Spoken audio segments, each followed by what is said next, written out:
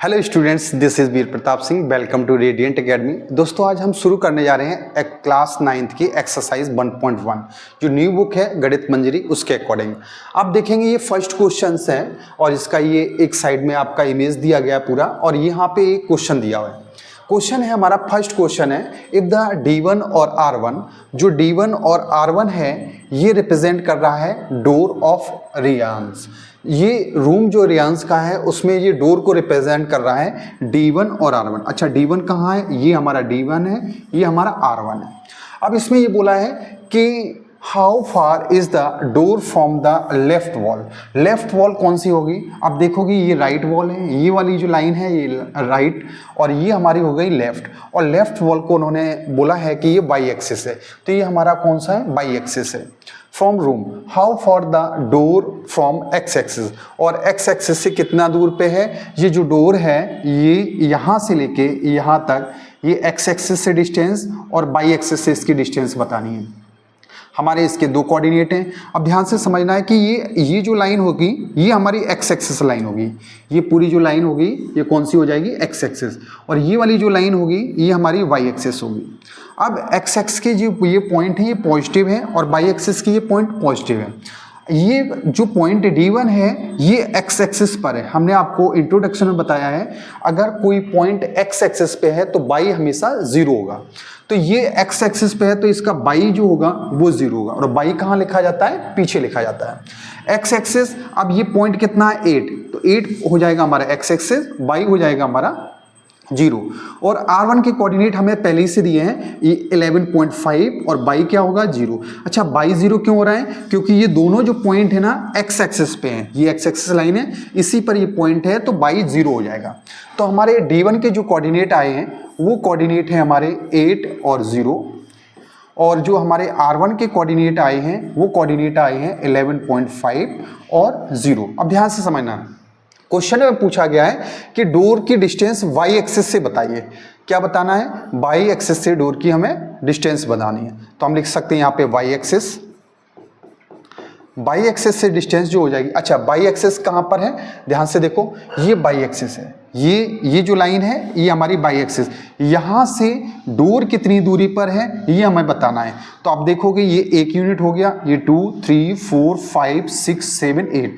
तो यहाँ इस लाइन से ये जो डोर की स्टार्टिंग होती है वो कितनी यूनिट है? 8 यूनिट है। तो हम यहाँ पे बाई एक्सिस से डिस्टेंस हमारी कितनी हो जाएगी? 8 यूनिट हो जाएगी। अच्छा, नेक्स्ट है हमारा, हमें क्या बताना है? एक्स एक्सिस से भी डिस्टेंस बतानी है। तो एक्स एक्सिस से डिस्टेंस क्या हो जाएगी? अगर आप देखोगे ध्यान से कि जो डोर है वो एग्जिट एक्स एक्सिस के ही ऊपर है, मतलब इसी लाइन के ऊपर है, तो यहाँ पे एक्स से डिस्टेंस जो होगी वो 0 होगी। कितनी होगी? 0 होगी। एक चीज़ और हम बताते हैं कि हमने आपको स्टार्टिंग पे एक इंट्रोडक्शन वीडियो बनाया है, उसमें अगर आप पढ़ेंगे तो डिटेल से आपको चीज़ें समझ में आएंगी। उसमें हमने ये बताया है, अगर कोई ये हमारे कोऑर्डिनेट है, अगर इस कोऑर्डिनेट से आपसे पूछा जाए कि इसकी बाई एक्सिस से डिस्टेंस क्या होगी, तो एक्स कोऑर्डिनेट लिखा जाता है। अब देखेंगे बाई, तो बाई एक्सिस से डिस्टेंस निकालना है तो कौन सा कोऑर्डिनेट लिखा जाएगा? एक्स कोऑर्डिनेट लिखा जाएगा।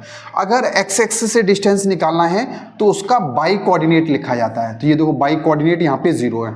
आप इसके कोऑर्डिनेट से देख के भी इसका आंसर दे सकते हैं।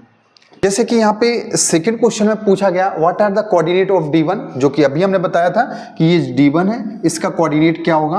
अब ये एक्स एक्सिस पर है तो बाई क्या हो जाएगा बेटा? बाई 0 हो जाएगा।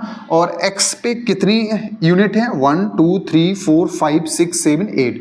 तो ये D1 के जो कोऑर्डिनेट हो जाएंगे तो इसका आंसर जो लिखा आ जाएगा, कैसे लिखोगे? कोऑर्डिनेट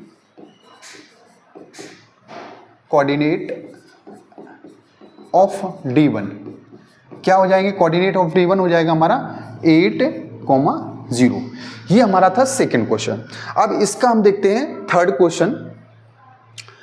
इसका थर्ड क्वेश्चन जो है वो लिखा है, if R1 is the point 11.50।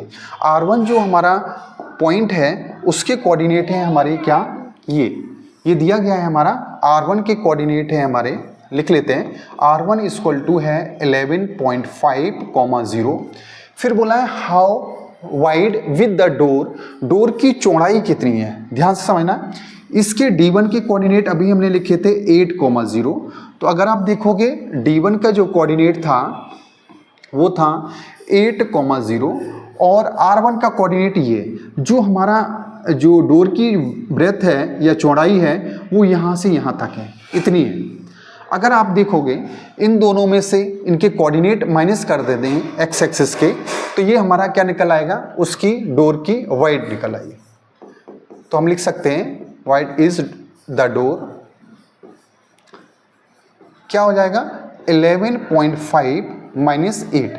अगर 11.5 में से 8 माइनस करोगे तो आपका क्या बचेगा, 8 में से ये जाएगा 3.5, तो जो कि इसकी डिस्टेंस या इसकी चौड़ाई होगी वो कितनी यूनिट हो जाएगी, 3.5 यूनिट होगी। अब एक चीज़ और समझना, जैसे यहाँ इस पॉइंट से इस पॉइंट की डिस्टेंस है, कितनी डिस्टेंस है 11.5 है, ये है हमारा 11.5 है, और यहाँ से यहाँ तक की जो डिस्टेंस है वो हमारी 8 है। अब ध्यान समझना, यहाँ से यहाँ 11 है, यहाँ से यहाँ 8 है, तो 11.5 में से अगर हम ये वाला पार्ट हटा दें तो हमारा यही तो बचेगा, यही वृत्त बचेगी। तो हमने क्या किया, 11.5 में से ये 8 यूनिट हटा दिया, तो हमारी ब्रेथ निकल आई, कितनी यूनिट निकली 3.5।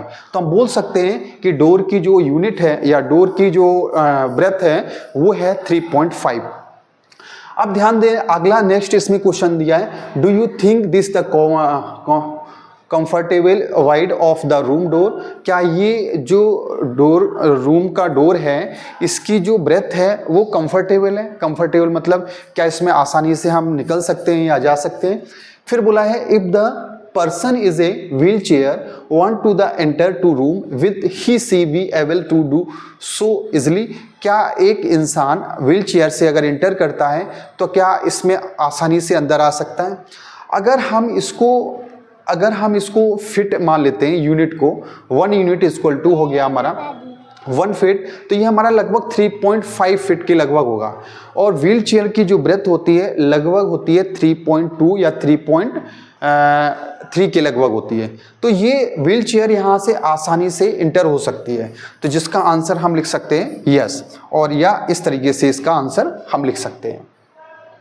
नेक्स्ट क्वेश्चन हम देखेंगे, नेक्स्ट क्वेश्चन है क्वेश्चन नंबर 4 है। इसमें दिया है इफ V1 जो है, आप देखोगे V1 हमारा यहाँ पे है, ये V1, इसके कोऑर्डिनेट हमको दिए गए हैं 0,1.5, और B2 जो है ये यहाँ पर है, इसके कोऑर्डिनेट दिए गए हमें 0 और 4।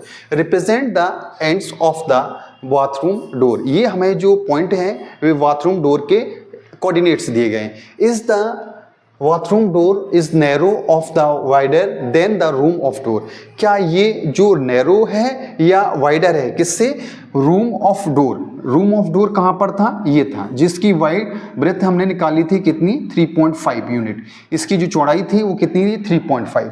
अब इसकी चौड़ाई अगर हम निकाल लें, इसकी चौड़ाई अगर इससे कम है तो ये नैरो होगा, अगर इसकी जो चौड़ाई है इससे अगर ज़्यादा होगी तो ये जो रूम का डोर होगा ये वाइडर होगा। तो हम देखते हैं जो हमारे V1 के कोऑर्डिनेट दिए गए हैं, अगर हम देखेंगे यहाँ पे जो V1 के कोऑर्डिनेट हैं वो दिए गए हैं हमको 0, 1.5, और V2 के जो कोऑर्डिनेट दिए गए हैं वो कितना दिया है 0,4। अगर इसकी हमें ब्रेथ निकालनी है तो ये कौन से एक्सिस पर है, बाई एक्सिस के, तो अगर हम बाई एक्सिस के कोऑर्डिनेट माइनस कर लें तो इनकी जो चौड़ाई है वो निकल आएगी। तो इसमें जो वाइडर होगा वो 4 माइनस 1.5 होगा। अगर इसमें से 4 में से माइनस करेंगे तो माइनस कैसे करना है, और यहाँ पे पॉइंट है ये बिना पॉइंट, तो आपको ऐसे लिखना होगा 4.0 1.5 माइनस करेंगे, 10 में से 5 जाएगा 5 बचेगा, यहाँ बचा कितना 3 में से 1 गया 2। तो आप देखोगे जो इसकी वॉशरूम के डोर की जो ब्रेथ है वो 2.5 है। यहाँ पर देख सकते हैं कि डिस्टेंस बिटवीन द B1 और B2, और जो B1 और B2 के बीच का जो डिस्टेंस है वो हमारा कितना निकला है 2.5, क्योंकि 4 में से 1.5 माइनस किया 2.5 आ गया। तो हम क्या बोल सकते हैं कि रूम डोर 3.4 यूनिट जो था, रूम का डोर 3 यूनिट था, वो इज वाइडर है, ये ज़्यादा चौड़ा है देन द वॉशरूम डोर। जो बाथरूम का जो डोर है इसकी चौड़ाई निकली है 2.5 और इसकी चौड़ाई कितनी थी 3.5।